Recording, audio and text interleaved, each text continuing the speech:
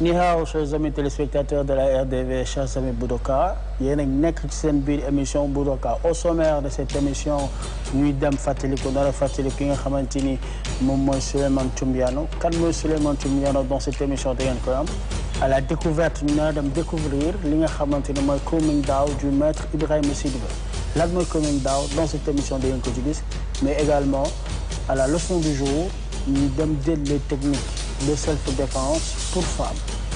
Del am ko ci biir émission mais aussi au programme dinañ gis aussi les techniques de self-défense bi nga xamante ne mooy la mocrate bu Serigne Mbaye Guèye dinañ ko am ci biir émission Boudoka et je vous retrouve juste après ceci. Comme ni ma leen ko waxee tey ñuy fii ci camp Jérémy nar a ànd ak le maître Mamadou Diop Systema ko def lan muy Systema nan la Systema def ba dugg Sénégal muy une discipline martiale boo xamante ni mu ngi jógee Russie maître Mamadou Diop nuyu nañ la. Merci Habib ci émission bi di leen ci sant di leen ci gërëm donc pour bañ a tarder rek le Systema c'est un art martial russe boo xam ne origine yi dañ ne ça date depuis le Xe siècle. Mais ça a été, le système tel que c'est pratiqué actuellement, ça a été développé par des scientifiques, mais aussi c'est un ensemble de techniques d'arts martiaux. Et pendant la période soviétique, ça a été développé par les forces spéciales russes, les unités d'élite qui l'ont développé. Donc, en grosso modo, c'est ça le système, un art martial russe. Et l'origine, c'est ça en fait. Alors, joxe na tempo bi muy Systema ñu gis ni Systema élite russe moo ko daan pratiquer les forces spéciales russes particulièrement gis nañ aussi ne waa Spetsnaz l'unité d'élite russe dañ ko doon pratiquer lan moo indi tey ba Systema nekk ci biir civil jugee Russie ñëw fii Sénégal lan moo indi loolu. Oui, comme ni ma ko waxee tout à l'heure art martial russe la. Art martial militaire, on a militaire. Donc, pendant la période soviétique, donc, le gouvernement l'avait gardé comme secret défense. Donc, c'est uniquement une unité d'élite, les gardes du corps de Staline qui pratiquaient ça.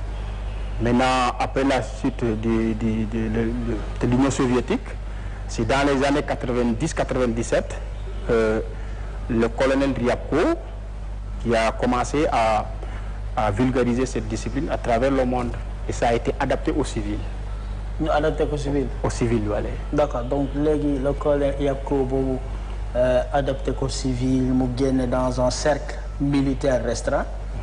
Yow est-ce que daga dem Russie pour jàngi Systema indi ko fii Sénégal pour nit ñi jëriñu ci.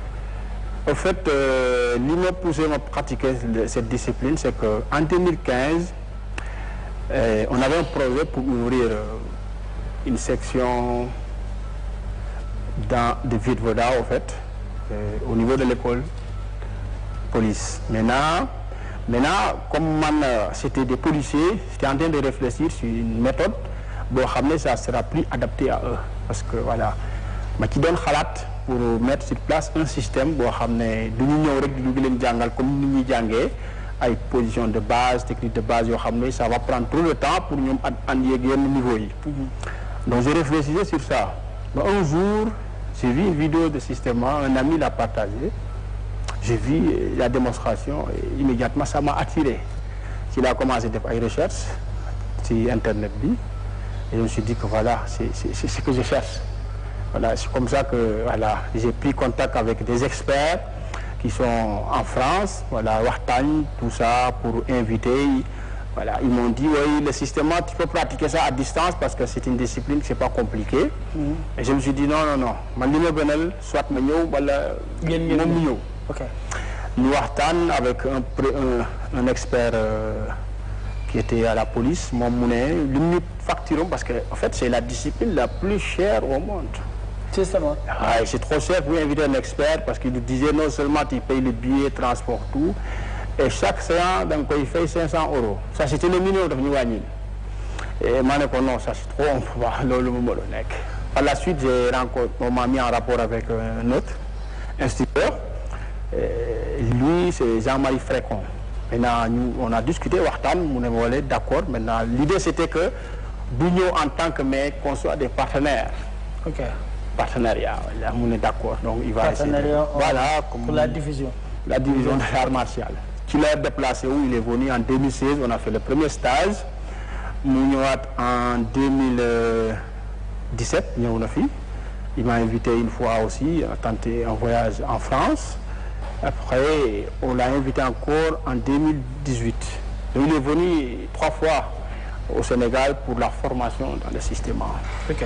Donc c'est comme ça que le système on l'a. Non le système intégré dugg Sénégal. Voilà noonu la duggee Sénégal. Donc par tes recherches. Par ma recherche parce que voilà je cherchais en fait comme ni ko waxee au début une discipline qui répondait à la réalité en fait à la réalité parce que voilà j'étais à la recherche de ça en fait. Tey une discipline qui est à la réalité. Boo xamante ni day adapté ak les forces de l'ordre du Sénégal nga def des recherches pour tomber ci maître Frécon et tout mais tey ñu remarqué que ci seen tenue dañu ci def système CODEF le CODEF bi mooy lan. Le système CODEF c'est la méthode. Okay. Que moi j'enseigne parce que système en fait école la boo xam ne dafa vaste du école boo xam ne comme ñëpp lii la ñuy def non d'ailleurs dinañ peut-être waxtaan ci principe yi parce que loolu moo ko xaw a wuuteeg yeneen discipline yi le CODEF c'est le système en français c'est système. Ok. C'est les Russes qui disent système en français c'est donc, système. On va parler russe. Non on va pas donc voilà donc le CODEF c'est combat opérationnel défense et sécurité. Okay. Parce que les Russes généralement les instructeurs boo nekk quand tu es certifié léegi toi ton système da nga koy tuddee sa tur ou bien sa nom de famille. Ok voilà système Diop système Ndiaye ainsi de suite. ou bien sa tur pourquoi yow nga def système CODEF.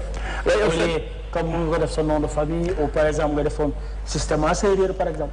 Oui mais xam nga suñu réalité bokkut. Parce qu'en connaissant les mentalités des Sénégalais africains am na loo xam ne boo ko defee rek souvent ñu bëri duñ ci sawar.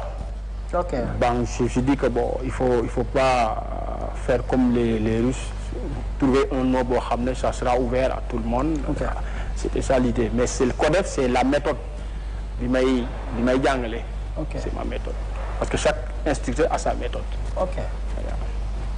Donc léegi yow sa méthode mooy méthode CODEF. CODEF voilà okay, système CODEF donc pour le Sénégal. Voilà c'est ça le système c'est comme l'océan maintenant voilà ñun c'est la méthode notre méthode c'est la méthode CODEF.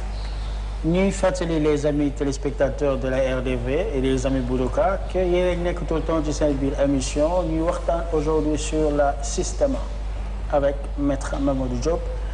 Maître Mamadou ñu gis aussi que système bi ngay vulgarisé am na ci ay jigéen yu ci ne liñ bëgg mooy lan mooy les systèmes de graduation ndax dafa mel ni comme ni ñuy grader dans les autres disciplines ou amul grade boo xamante ni spécifique pour qui pratiquer système.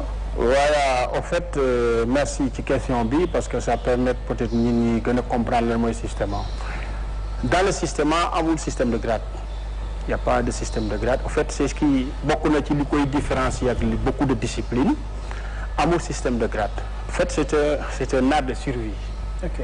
Donc un art de survie un art de liberté qui permet à pratiquant de s'exprimer librement naturellement. Okay. Alors que donc quand il y a système bu xasee ba am un système de grade sûrement il y a un programme technique. Wow. Et dans le système il n'y a pas de programme technique. Ah bon? Il n'y en a pas. Okay. Il y a des principes mais il n'y a pas de programme technique. Donc il n'y a pas de système de grade. Peut-être le grade c'est niveau bi ngay toll ci sa pratique si ta pratique rek ngay sentir tu avances ou bien tu n'avances pas. Okay. Donc voilà loolu la ñu mën a wax ne mooy grade mais il n'y a pas de système de grade dans le système. Alors ñu dem en fàttaliku ki nga xamante ni un grand nom des arts martiaux muy Souleymane Thioumbiano dellu si waat sur le plateau avec notre invité Mamadou Diop pour le système. Souleymane Thioumbiano nekkoon benn pratiquant du Vovinam Virvodao nekkoon fii ci Sénégal waaye moom mu nekkoon de nationalité burkinabé doomu Burkina la mu nekkoon fii Sénégal nekkoon ci Kaolack doon fa former ay xale di leen tàggat ci ram ci wàllum Virvodao ñenn ñi nga xamante ni tey moom la formé ci wàllum Virvodao nekk nañ ci ay cadre ay personnalité ci wàllu Afrique ak wàllu Sénégal ñu gën cee ràññaatle kenn ki nga xamante ni tey nekk na directeur technique national bu wàllum Virvodao ci association sénégalaise de Vovinam Virvodao muy Mamadou Diop moom Souleymane Thioumbiano lépp li nga xamante ni moom la doon def ci wàllum Virvodao moom la doon jël di ko jàngale di ko jox ci xale yi moom Souleymane Thioumbiano génn àddina mbokkam yëpp ak ñi nga xamante ni ñoom la seqaloon ci wàllum Virvodao duñ jug ci di ko fàttali. mu nekk ki nga xamante ni mooy Souleymane Thioumbiano nekkoon un grand nom dans les arts martiaux, un grand nom spécialement dans le Virvodao. Il a eu à former des personnes de haute personnalité dans les arts martiaux, dans le Virvodao, qui aujourd'hui, ces derniers, ils ont assuré une belle relève. La belle relève, nous l'avons en face de nous, qui n'a Khamantini, mon maître Mamadou Diop, était un des élèves de maître Souleymane Thioumbiano. Alors, maître Taï, la particularité bien dans le système que un système de graduation et de grade. Est-ce que, comme un système de graduation, est-ce qu'il y a des championnats, est-ce qu'il y a des passages pour que nous qui avancé ou il s'entraîne comme ça, il a évolué en technique. Voilà, merci encore. Donc, comme nous le connaissons, il n'y a pas de système grade. C'est pareil aussi sur le côté compétition. Le système, il n'y a pas de compétition. Parce que, voilà, c'est un art de survie en fait. On t'apprend à survivre, on t'apprend à s'adapter, on t'apprend à affronter toutes les situations. Toutes les situations, le stress. Voilà. Parce que si c'est la compétition, peut-être, si je n'ai rien contre la compétition, mais ça peut te limiter. Ça peut te limiter dans la pratique de la réalité de survie. C'est un art militaire. Là, on t'apprend à survivre en milieu hostile, tout ça, voilà. Donc c'est ça en fait le système. C'est pour que la personne puisse faire face à toutes les situations, toutes les circonstances, tout en étant détendu. Ok. Excursion système, le Faral dit organisé. Lan moo waral aujourd'hui ces excursions système nga di ko yóbbu dans les îles du Saloum, di ko yóbbu un peu partout du Sénégal. Lan moo waral loolu noonu. Oui, en fait, ces excursions, en fait, c'était toujours ça fait partie de la pratique du système. Parce que le système, c'est pas une pratique pour ramener d'ailleurs qui salle. On doit s'entraîner partout. Okay. Voilà, qu'il soit dans l'eau, qu'il soit en plein air, changer de terrain, tout ça. Parce que c'est ça, l'adaptabilité pour que la personne puisse augmenter ses capacités d'adaptation. L'idée, c'était ça. Mais on organisait, comme le font les autres, des excursions pour permettre aux gens de sortir de leur zone de confort. Parce que la zone de confort, c'est l'obstacle qui vous empêche de grandir. Voilà, la zone de confort. Donc maintenant, le fait qu'on les amène dans les îles de Saloum, parce qu'il y a un environnement qui est totalement différent de l'environnement qui est à Dakar. Donc l'idée, c'était de les amener dans un environnement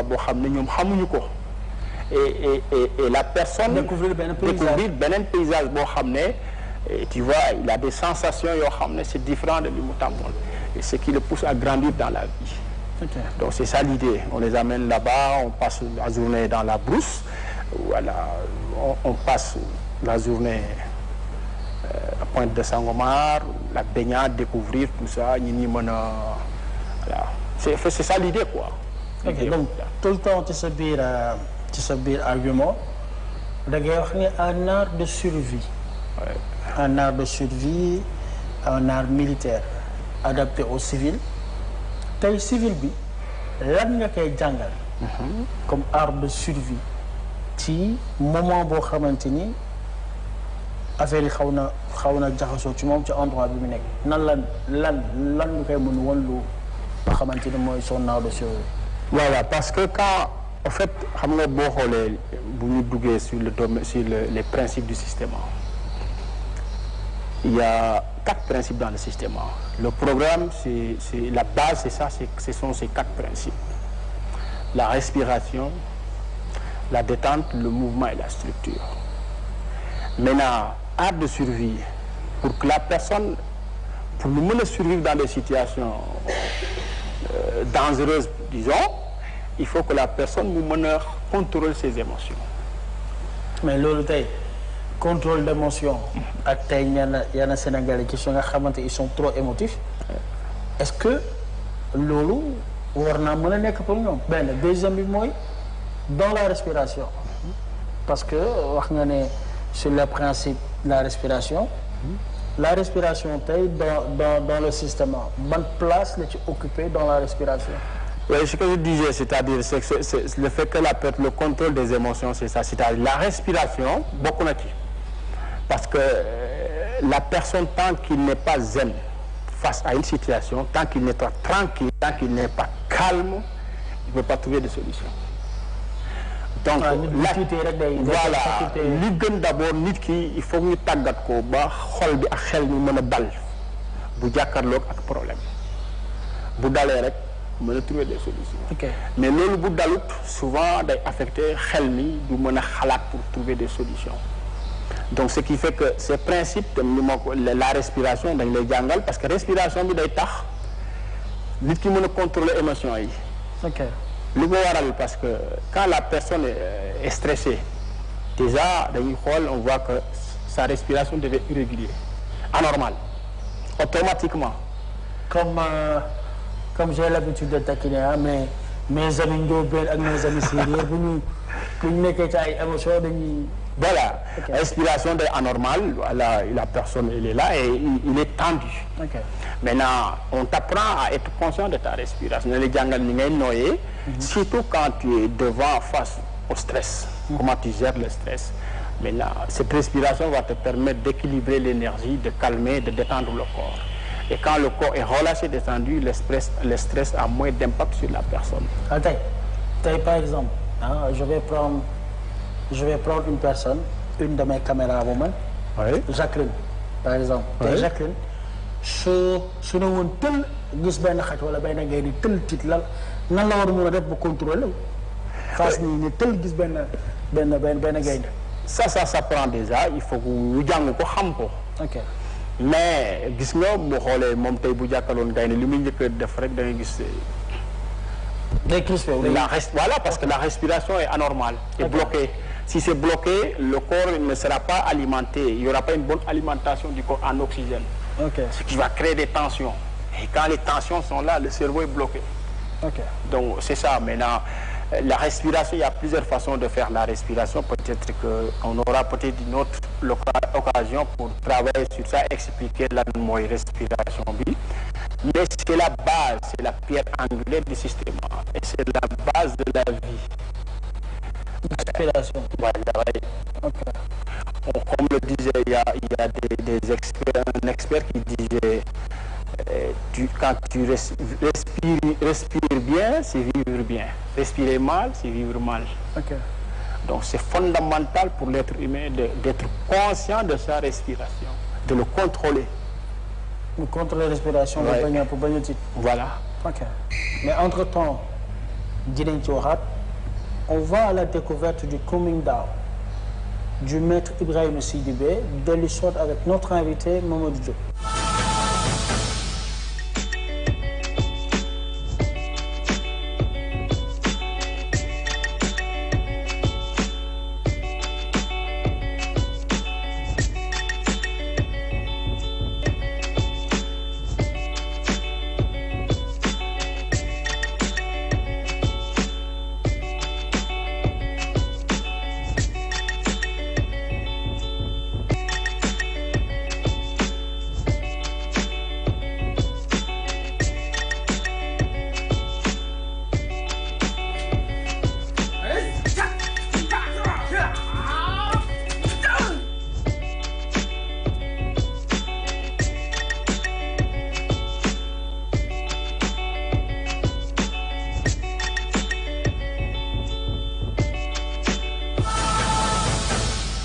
le Komingdao nekk une discipline boo xamante ni c'est un Sénégalais un amoureux des arts martiaux un pratiquant d'arts martiaux du nom de Maître Ibrahima Sidibé moom mooy le fondateur. Aujourd'hui le Komingdao est pratiqué par beaucoup de jeunes fii nga xam ne mooy Sénégal.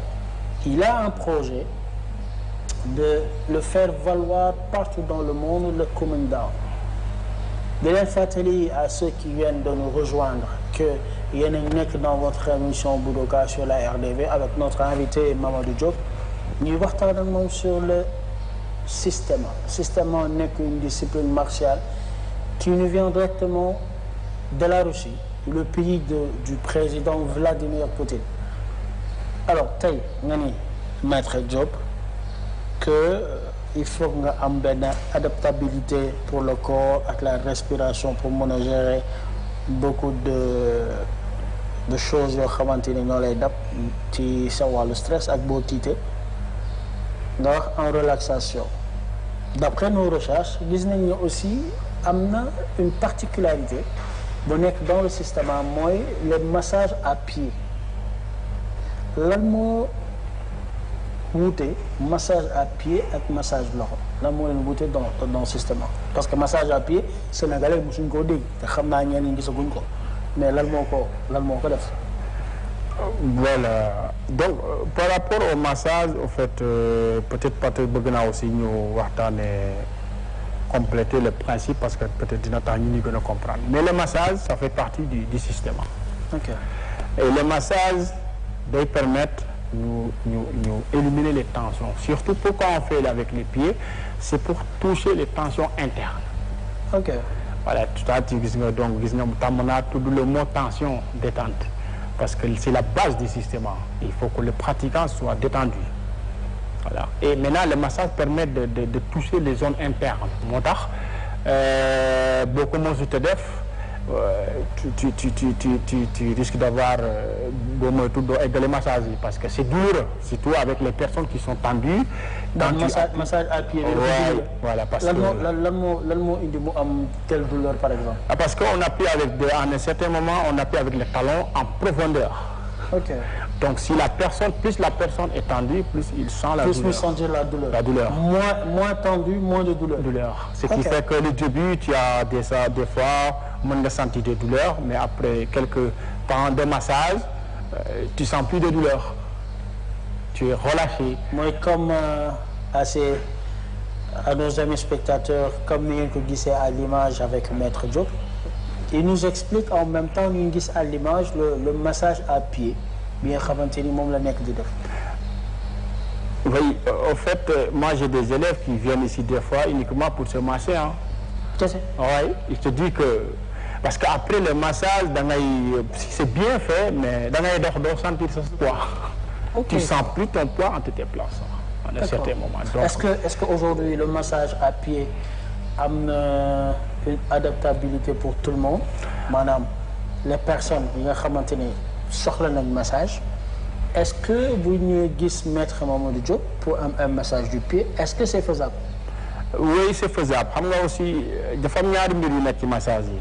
D'abord comme ni ma ko waxee on travaille la détente parce que massage am na ñu koy def c'est pour se sentir du bien-être en eux. Et le massage nag doo ñëw rek def ko. Il y a une manière de le faire. Il y a des zones qu'on ne doit pas toucher. Yan mooy zone yi nga xamante ne war nga par exemple les articulations il faut pas toucher. Ok comme tey par exemple tey benn abdou voile par exemple.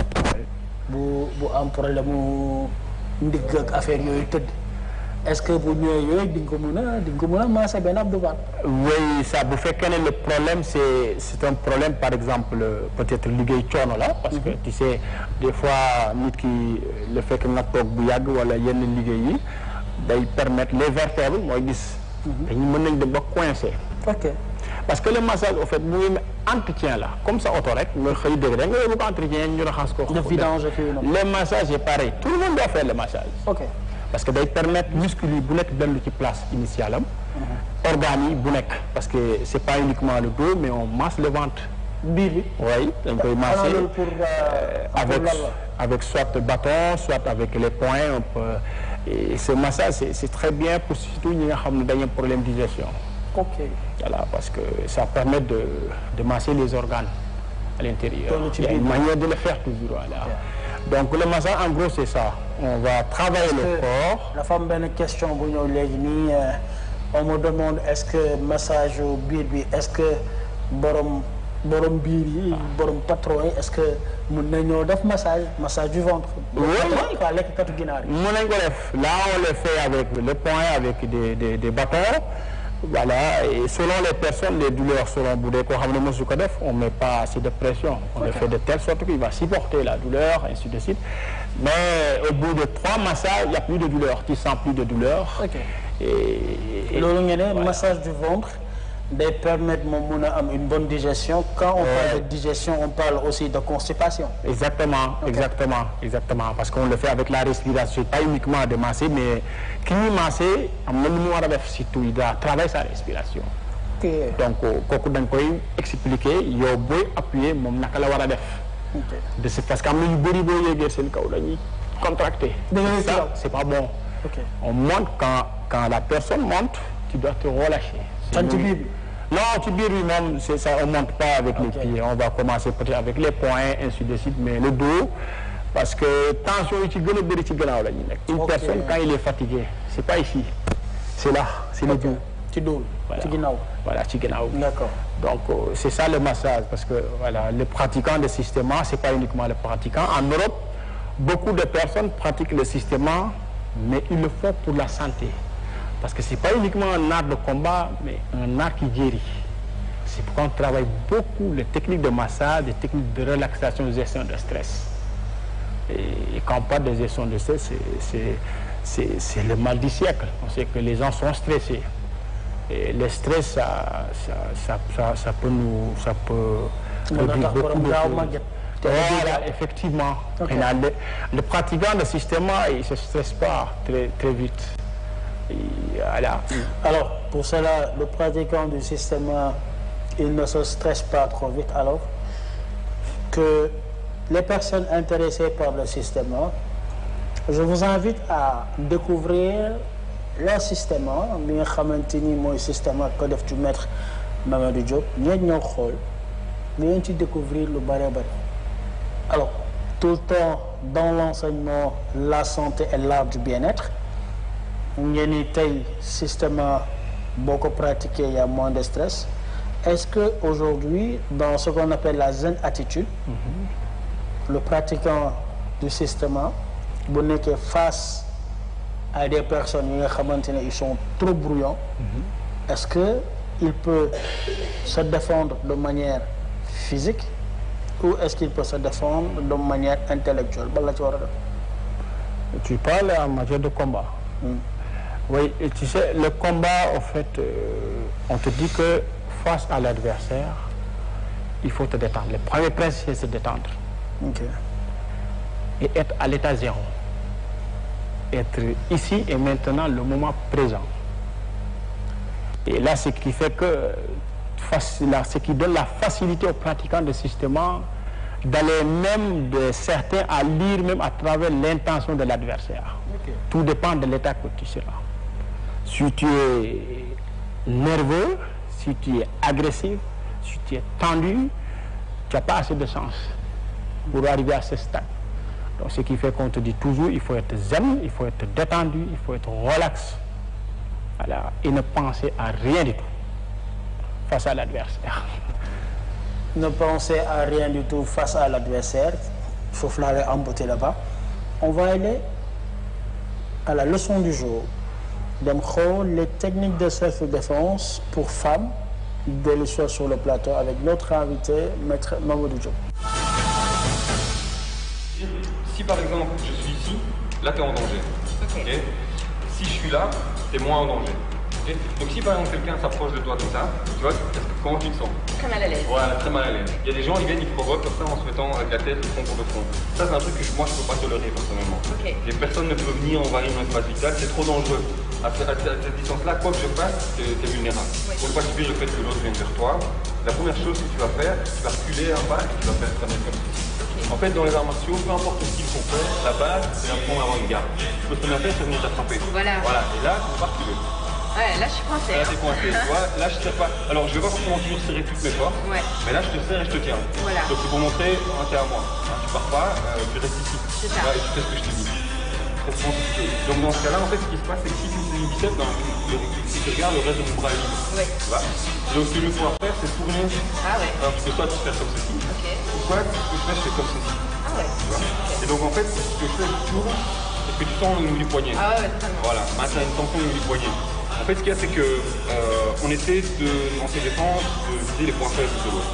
Dans certains cas, c'est que si par exemple tu te dégages, tu te défends, tu prends ta position, peut-être que certaines personnes, je pense que ça peut être dissuasif pour beaucoup, mais certains vont voir ça aussi comme un signe d'agression. Donc ça va les énerver. Et donc à un moment donné, ils disent ah, puis tu te prends de me rejeter comme ça et puis il va te mettre ton bas.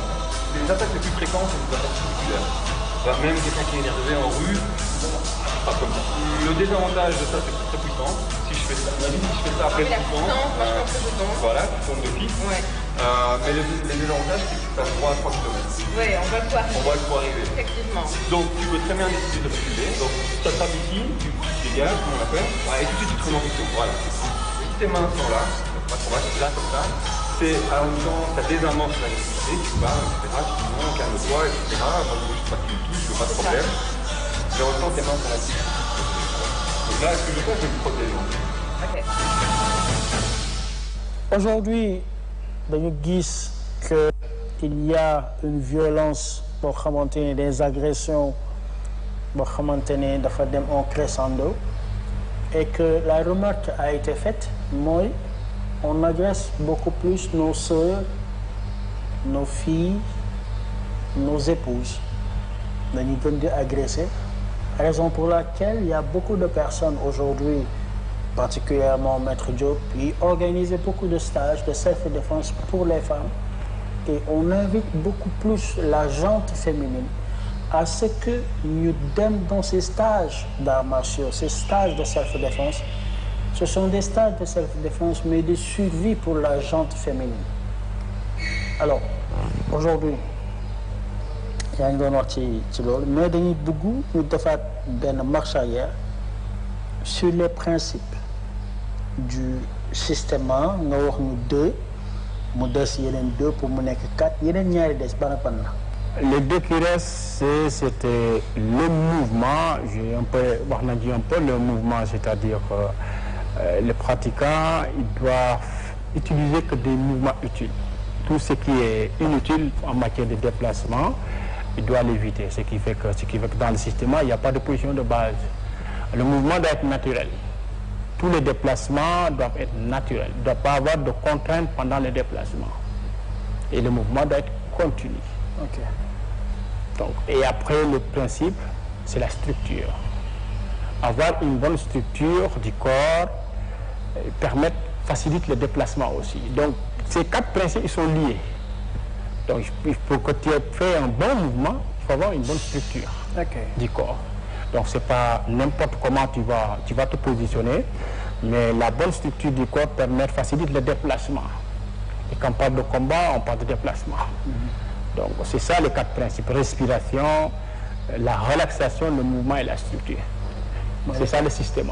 Voilà. Maintenant, quand tu prends une technique, par exemple, de karaté ou de Viet Vo Dao, tu appliques ces 4 principes dans la technique, la technique change. Ok. Mais tu es systématiquement, tu appliques les 4 principes, la technique ne change pas. C'est-à-dire que tout ce que tu dois faire dans ta vie, ce n'est pas uniquement le combat. Même dans le travail professionnel, il y a ces 4 principes. Ok.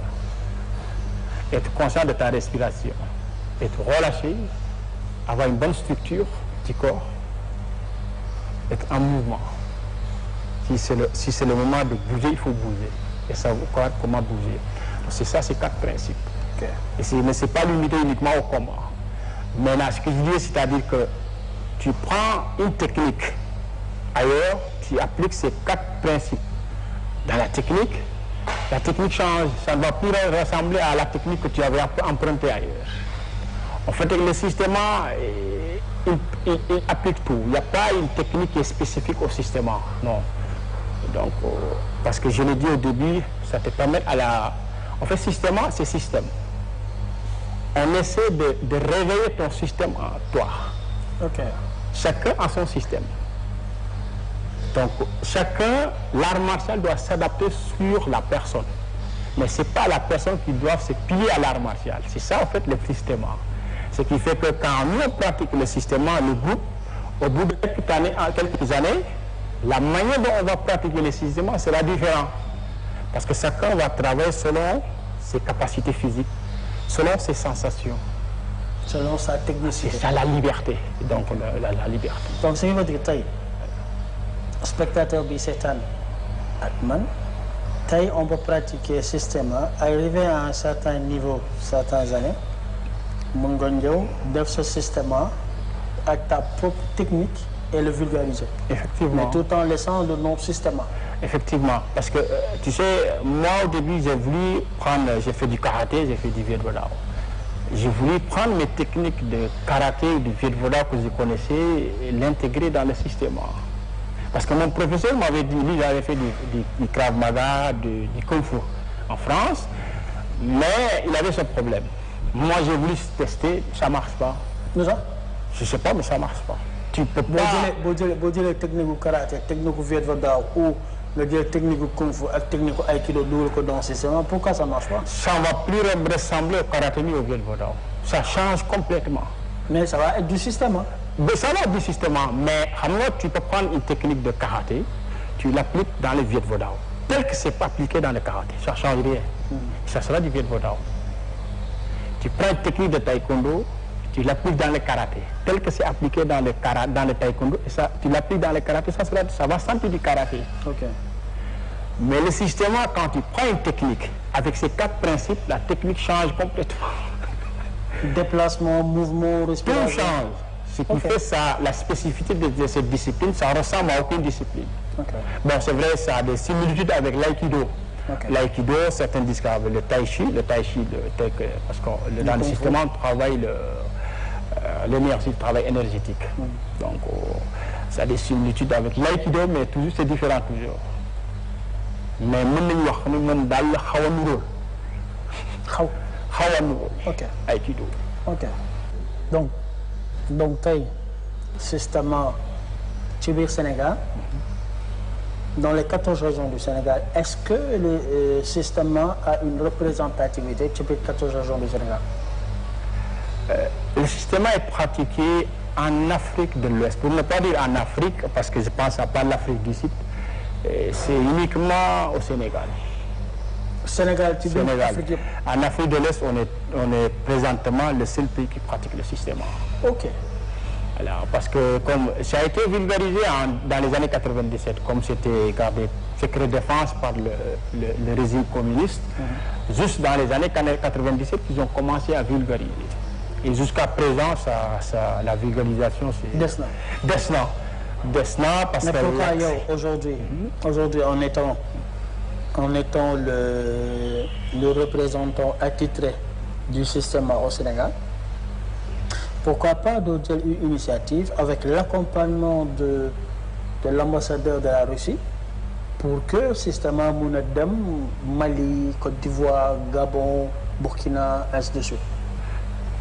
Oui, c'est possible, mais c'est un peu différent parce que le système généralement ne cherche pas de représentativité, disons, mais parce que politiquement, il n'y a pas de sport.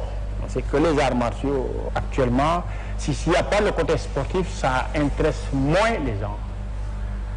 Donc du coup, ça va être difficile pour que cette discipline, voilà.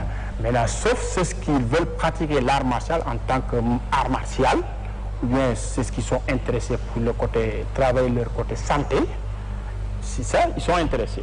Mais sur le plan de la jeunesse, par exemple, ils sont moins intéressés par la pratique qui n'est pas sportive. En fait, c'est ça. Et même sur le côté étatique, L'État, ce qui l'intéresse, c'est qu'il faut qu'il y ait des compétitions. Et le système n'est pas un art de compétition, c'est un art de survie.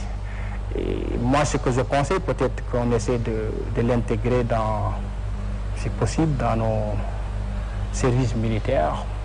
Pourquoi pas? Parce que c'est une discipline purement militaire. Nous sommes au programme du jour. Qui finit le grand stage de self-défense?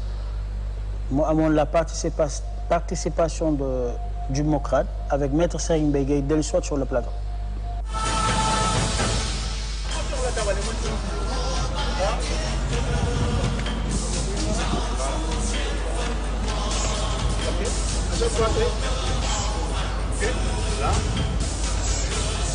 Pourquoi après may génn ci côté bi surtout pour les agents de sécurité parce que en général par arme bi di nekk fii donc su fekkente ne dama def nii ma resté fii te arme bi nekk foofu mën na ko xëcc nga tax dem léegi day yore ñaari arme bi dama ko war a protéger waale je suis sur le côté fii mënatul teg sama arme donc là je peux faire des armes là.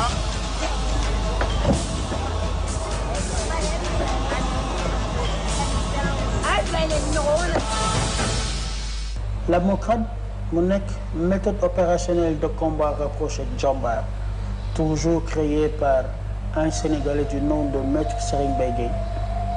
Quelqu'un, il a débuté les arts martiaux par le karaté, mais aussi il a eu l'intelligence et une vision pour créer une discipline qui lui est propre, une discipline sénégalaise, autour de la Mocrad. Aujourd'hui, la Mocrad est représentée en Italie, en Australie, en Israël, un peu partout dans le monde, et la Mocrad est pratiquée par beaucoup de personnes.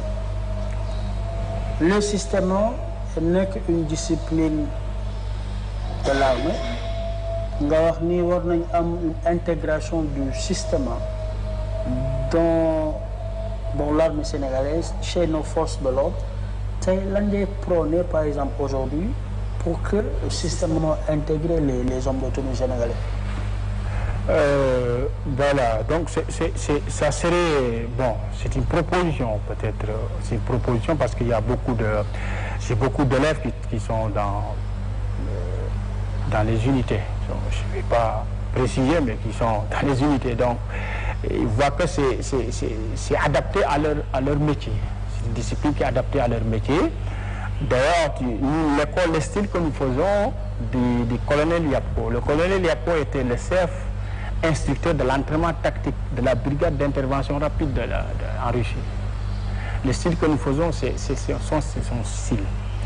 Donc, c'est serait mieux, moi, je vois que ça peut leur apporter beaucoup de choses, étant donné sur le côté travail de... Parce que le système, en fait, la Russie, ils ont voulu créer un soldat, parce qu'ils se disaient que le militaire, pour que le soldat soit... Il faut qu'il soit préparé psychologiquement. Parce que quand la personne n'est pas prête psychologiquement, pour nous, donc je dis que même face à l'ennemi, tu dois être zen. On a beaucoup d'exercices où on utilise souvent des exercices peut-être des titres parce que quand tu te couches, on prend un couteau militaire, on le lâche le couteau et ça ne doit pas te toucher. Ça peut percer ton ventre. Donc il y a beaucoup d'exercices comme ça pour préparer la personne pour que face au danger, que la personne soit zen. Quelle que soit la circonstance, il doit être détendu. Et là, je trouve que c'est important pour tout le monde. Et nous savons que Taïbo Kholé, la vie actuellement, les gens sont tendus.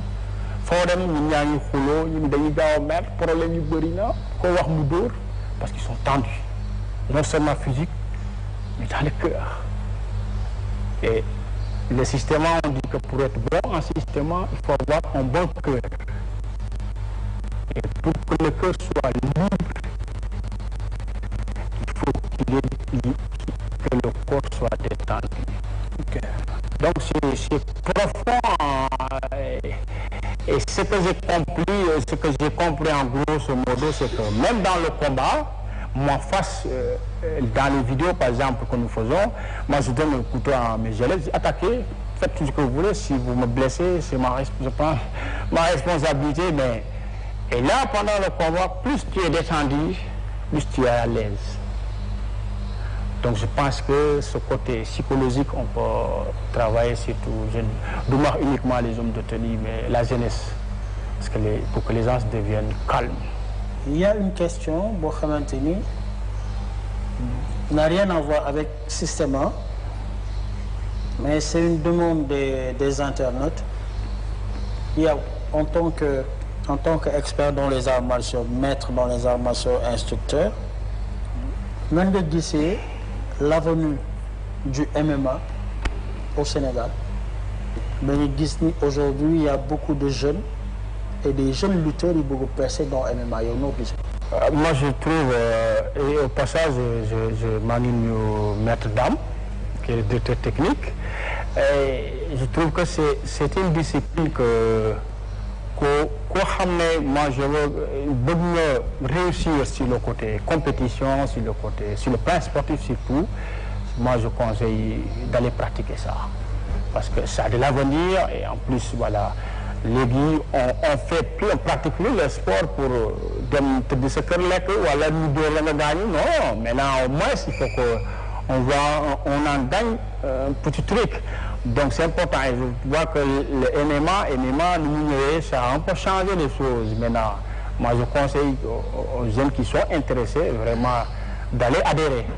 Parce que c'est une discipline comme les autres qui a de l'avenir surtout, qui a de l'avenir. Alors, aujourd'hui, le mot de la fin de Maître Mamadou Diop avec Systema Codef, tu es en train de le vulgariser au Sénégal. Le dernier mot, c'est de demander aux Sénégalais, comme je suis le principe là, d'être positif. D'être positif du domaine. Voilà, et essayer de, comme on l'enseigne dans le système, un cœur propre. Et quand le cœur est propre, on sera calme. Et quand on est calme, il y aura moins de tension. C'est important dans la vie. Avoir un cœur propre, avoir un cœur pur et être calme, c'est important dans la vie. Avoir un cœur propre, un cœur pur, être zen, c'est ça qui fait notre survie naturelle de l'homme et de l'être humain. On est comme une émission où nous partageons en enseignement et en beaucoup de découvertes avec le maître Mamadou Diop du Systema Codef. Pour expliquez-nous d'où est venu le Systema, nan la def le Systema au Sénégal, comment lui il a su découvrir le Systema. Cette émission a été réalisée avec nos techniciens, mes caméramans du jour, Abdou Fall, Jacqueline, ci caméra bi ak notre chauffeur du jour muy Bamba, de remercier encore une fois le maître Mamadou Diop.